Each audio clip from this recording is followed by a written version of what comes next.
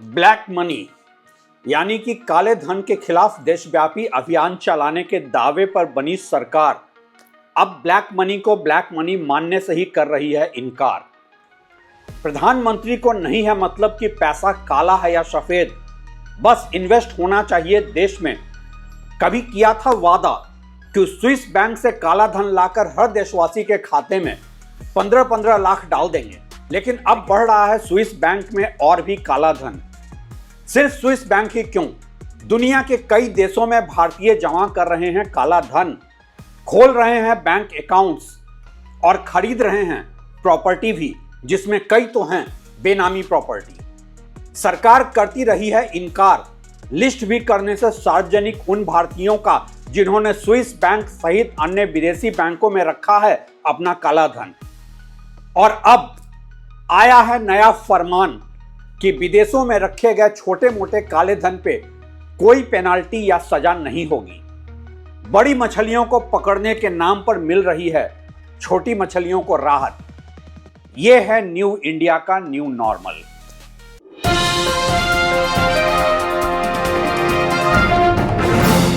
नमस्कार, आप देख रहे हैं ट्रैक टू रियलिटी और मेरा नाम है रवि सिन्हा। क्या काला धन और भ्रष्टाचार अब देश में कोई मुद्दा रह भी गया है? कहां गया वो आरटीआई जिससे कोई भी आम इंसान पता कर लेता था कि किसने कहां कितना भ्रष्टाचार किया है और कितना काला धन कमाया है। लेकिन आज केंद्रीय सूचना आयोग लगा है तय करने में कि आरटीआई के तहत मांगी गई कौन सी जानकारी है पब्लिक इंटरेस्ट में और कौन सी नहीं।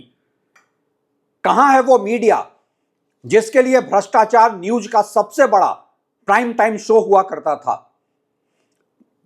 कहां है वो सिविल सोसाइटी के एक्टिविस्ट जिनके लिए काला धन देश की सबसे बड़ी समस्या थी? दरअसल ये सब आज मैं इसलिए पूछ रहा हूं कि भ्रष्टाचार और काले धन का मुद्दा एक अहम वजह रही थी यूपीए की सरकार के खिलाफ, और इसलिए नरेंद्र मोदी को 2014 में अपार जन समर्थन भी मिला था। वो हर पब्लिक रैली में कहते थे कि देश की असल समस्या गरीबी नहीं है, बल्कि है देश के संसाधनों के साथ हो रही लूट और वो काला धन जो विदेशी बैंकों में जमा है। सार्वजनिक मंचों से ये दावे किए जाते थे कि अगर वो पैसा, वो काला धन स्विस बैंक से वापस आ जाएं, तो हर गरीब के हिस्से में 15-20 लाख ऐसे ही आ जाएंगे। भारतीय जनता पार्टी को सत्ता तक पहुंचाने में इन वादों की एक अहम भूमिका थी। किया गया था वादा कि नरेंद्र मोदी की सरकार बनते ही बड़े स्तर पर होगी कार्रवाई काले धन के खिलाफ और स्विस बैंक में जमा भारतीयों का पैसा वापस लाया जाएगा। नाम सार्वजनिक किए जाएंगे उन भारतीयों के जिन्होंने लूटा है देश को और विदेशों में पैसा जमा कर रखा है। 2016 में जब नोटबंदी हुई थी तो उसका उद्देश्य भी यही बताया गया था कि काले धन के खिलाफ अब तक की सबसे बड़ी कार्रवाई है। यह और बात है कि मार्केट में मौजूद लगभग सारी ही करेंसी जब वापस आ गई और कोई काला धन नहीं मिला, तो फिर नोटबंदी के उद्देश्य से अलग अलग मौकों पर बदलते रहे। जहां तक बात रही स्विस बैंक में जमा भारतीयों के पैसे की, तो स्विस नेशनल बैंक के आंकड़ों के अनुसार भारतीयों का पैसा स्विस बैंक में 3 गुना बढ़कर अब 37,600 करोड़ हो गया है। सबसे पहले यह समझते हैं कि ब्लैक मनी या काला धन कहते किसे हैं। ब्लैक मनी वो पैसा है जिसकी कमाई पर इनकम टैक्स और दूसरे टैक्स नहीं दिए गए हैं और जो अनअकाउंटेड पैसा है, सरकार और सिस्टम की नजर से बचकर जमा किया गया पैसा है। ये सुप्रीम कोर्ट में दायर एक याचिका में इसका अनुमान 900 लाख करोड़ का लगाया गया है। वैसे भारतीयों का विदेशी बैंकों में कुल जमा धनराशि पर कोई स्पष्ट जानकारी नहीं है और कुछ रिपोर्ट्स ये भी बताती है कि भारतीयों का कुल गैर कानूनी पैसा जो स्विस बैंक में है वो लगभग 1.4 ट्रिलियन डॉलर है। हालांकि स्विस बैंकर्स एसोसिएशन और स्विट्जरलैंड सरकार के अनुसार भारतीयों का कुल पैसा स्विस बैंकों में 2 बिलियन डॉलर ही है। लेकिन 2018 में एक रिपोर्ट में यह भी खुलासा हुआ कि भारतीयों का स्विस बैंक सहित विदेशी बैंकों में जमा कुल काला धन 300 लाख करोड़ या 4 ट्रिलियन अमेरिकन डॉलर के आसपास है। अलग अलग समय पर अलग अलग रिपोर्ट्स में अलग अलग दावे होते रहे हैं। और जानकार ये भी मानते हैं कि स्विस बैंक या अन्य विदेशी बैंकों में जमा सारा ही पैसा कालाधन नहीं है। लेकिन इन सब के बीच दो सच ऐसे हैं जिससे कि कोई इनकार कर ही नहीं सकता है। पहला ये कि भारतीय अपना कालाधन स्विस बैंक सहित तमाम विदेशी बैंकों में रखते हैं, विदेशों में प्रॉपर्टी खरीदते हैं और 2014 में नरेंद्र मोदी की सरकार आने के बाद से इसमें बेतहाशा वृद्धि हुई है। दूसरी बात यह कि पिछले 11 सालों में सरकार विदेशों में रखे गए काले धन पे ना तो कोई सख्त कार्रवाई कर पाई है और ना ही नाम सार्वजनिक कर पाई है उन लोगों के जिन्होंने विदेशों में काला धन रखा हुआ है। वजह ना मालूम, वैसे मालूम तो है क्योंकि इतनी समझ तो है लोगों में कि सरकार क्यों छुपाएगी विदेशों में काला धन रखने वालों के नाम। यहां यह बताना जरूरी है कि अब विदेशों में काला धन रखने वाले भारतीयों के नाम पहले की तरह गुप्त नहीं रख पाते हैं। ऐसा इसलिए कि 2018 के बाद से ही automatic exchange of information network AEOI के तहत स्विट्जरलैंड ने हर भारतीय नागरिकों के फाइनेंशियल इंफॉर्मेशन, जिसमें बैंकिंग ट्रांजैक्शन से लेकर अन्य संपत्ति का भी ब्यौरा है, उसको अब शेयर करना शुरू कर दिया है। भारत सरकार को यह इंफॉर्मेशन 2019 से ही मिलना शुरू हो गया था। वैसे 100 से ज्यादा देश आपस में अब एक दूसरे के नागरिकों के वित्तीय लेन देन का ब्यौरा शेयर करते हैं। भारत ने भी ऐसी इंफॉर्मेशन के आधार पर कई लोगों के खिलाफ टैक्स वायलेशन के तहत कार्रवाई भी की है। लेकिन विदेशों में जमा धन और खरीदी गई संपत्ति में लगातार वृद्धि हो रही है। कौन है वो भारतीय जो विदेशी बैंकों में अपना पैसा रखते हैं, चाहे वो ब्लैक मनी हो या व्हाइट मनी? और कौन है वो लोग जो विदेशों में खरीद रहे हैं संपत्ति? इसका ब्यौरा जानने का हक वैसे हर भारतीय को होना ही चाहिए, लेकिन सवाल यह भी है कि यह ब्यौरा सार्वजनिक क्यों नहीं किया जाता है।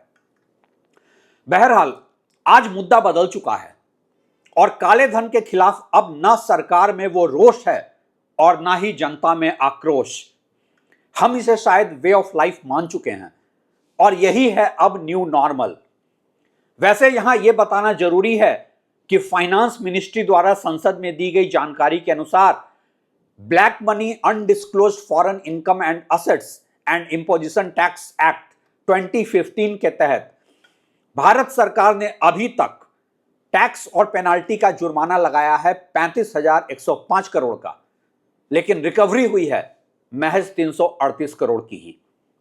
लेकिन जब यह रिपोर्ट आई कि भारतीयों का पैसा स्विस बैंक में 3 गुना बढ़ गया है, तो सरकार ने रिपोर्ट को ही डिस्क्रेडिट कर दिया और कहा कि विदेशी बैंकों में रखा पैसा जरूरी नहीं है कि काला धन ही हो।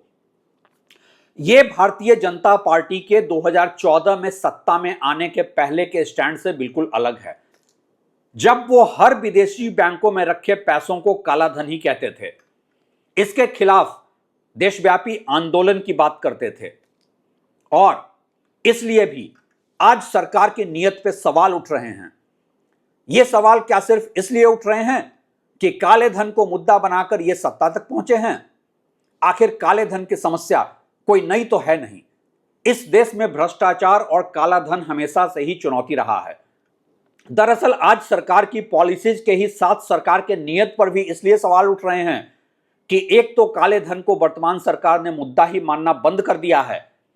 प्रधानमंत्री नरेंद्र मोदी खुद पब्लिकली ये बोल चुके हैं कि उन्हें कोई फर्क ही नहीं पड़ता कि पैसा काला है या सफेद, अगर उसे इंडिया में इंडियन प्रोडक्ट्स में इंडियन मार्केट में इन्वेस्ट किया जाए तो। ये एक तरह से ब्लैक मनी को भारतीय अर्थव्यवस्था में स्वीकृति देने वाली ही बात है। ये एक ब्लैक मनी का बैकडोर एंट्री है हमारी इकॉनमी में। और अब जो बात अर्थव्यवस्था को जानने वाले कई लोगों को नागवार गुजरी है वो ये कि CBDT central board of direct taxes ने 18 अगस्त 2025 के अपने इंस्ट्रक्शन में ब्लैक मनी एक्ट 2015 में यह कहा है कि अगर कोई भारतीय अपने विदेशी बैंक अकाउंट जिसमें 20 लाख तक की रकम हो उसे डिस्क्लोज नहीं करता है तो कोई पेनाल्टी या सजा नहीं होगी। यह एक बड़ा बदलाव है और आम तौर पे बड़ी रकम तो रिपोर्ट हो भी जाती है, लेकिन छोटी छोटी रकम डिस्क्लोज नहीं हो पाती है।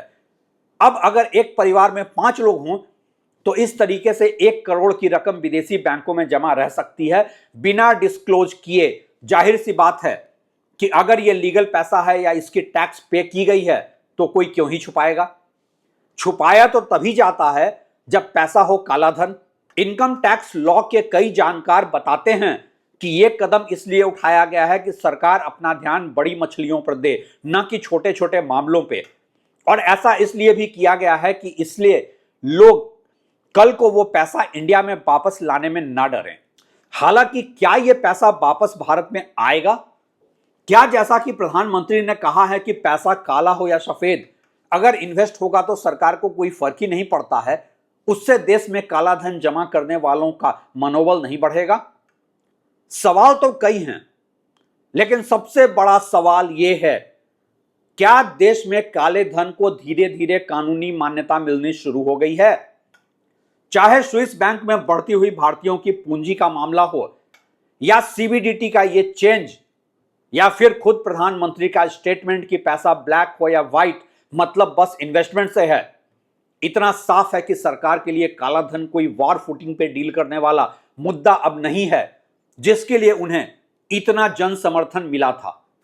आप क्या सोचते हैं? अपनी राय हमें जरूर बताइएगा। शुक्रिया।